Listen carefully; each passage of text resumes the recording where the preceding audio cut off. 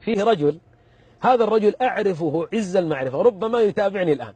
هذا الرجل كان ما يملك شيء، عنده 8500 ريال. هذه حتى يقول بطاقة صراف ما عندي. يقول 8000 يقول قاسمها نصين. يقول 4000 حاطها فوق، يقول إذا جات المرأة يمكن تأخذ منها شيء. وال4500 داسهم تحت عشان لا أحد يقرب منهم. يقول فخرجت يوم من الأيام صليت العصر وأنا طالع من المسجد إلا أخ سوداني من جماعة المسجد عندي يبكي. يقول سلمت عليه قلت سلامات.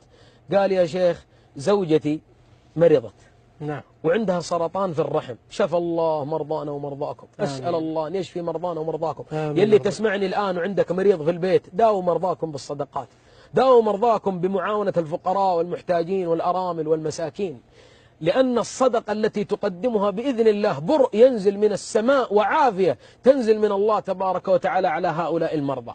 المهم هذا الرجل سأل هذا الأخ السوداني قال الله يجزاك خير، وكم تكلفة عملية استئصال السرطان لزوجتك؟ قال تكلفتها 8500 ريال. يقول والله لا أملك غيرها، والله لا أملك غيرها. راح البيت يقول فتحت الدولاب وجدت 4000 مثل ما هي، ما تحرك منها ريال واحد. ما أخذت زوجتي. يقول زوجتي ما أخذت شيء. قلت الحمد لله. شوف ترى الله عز وجل يقول عن الأنصار وعمن جاء بعد الأنصار من أهل الإيثار ويؤثرون على أنفسهم ولو كان بهم خصاصة، يعني فاقة، ومن يوق شح نفسه فأولئك هم المفلحون. ما دام أن الله يقول وما تقدموا لأنفسكم من خير تجدوه عند الله، سوف أخذ هذا المال لأجد ثوابه وأجره وفضله عند الله. أخذ 4000 اللي فوق وأخذ 4500 8500 وأعطاها ذلك الرجل. خرج الرجل بعد فترة، قبل أن يخرج من عنده دعا له هذا الرجل قال أسأل الله أن يصب عليك الرزق صبا صبا. الله أكبر.